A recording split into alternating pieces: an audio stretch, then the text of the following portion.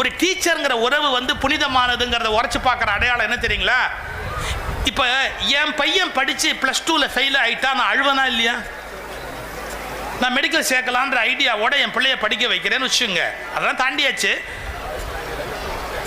Medical படிக்கணும், என் பிள்ளைய படிக்க வைக்கிறேன், உயிரை கொடுத்து நான் படிக்க வைக்கிறேன், என் பிள்ளை ஃபெயில் ஆகிட்டான், அப்பனுக்கு எப்படி இருக்கும்? மெடிக்கல் படிக்கணும், படிக்க வச்சுக்கிட்டு இருக்கிறாங்க, ஃபெயில் ஆகிட்டான், அம்மாவுக்கு எப்படி இருக்கும்?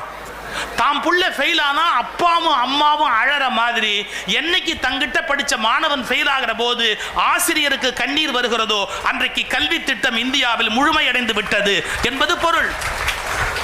ஏன் எங்கிட்ட படிச்ச பையன் எப்படி சார் ஃபெயில் ஆகலாம்? எங்கிட்ட படிச்ச பையன் எப்படி சார் ஃபெயில் ஆகலாம்? என்னோட ஸ்டூடெண்ட் எப்படி சார் ஃபெயில் ஆகலாம்? இந்த அஃபினிட்டி, அதுதான் புனிதமான உறவு அப்படிங்கிற. இன்னும் சில பேர் சொல்ல கொடுக்குற சம்பளத்துக்கு இந்த வேலை போதாதாக்கும். சம்பளத்துக்கு அதுக்கு சம்பந்தமே கிடையாது, இந்த உலகத்திலே கிடையாது சார்.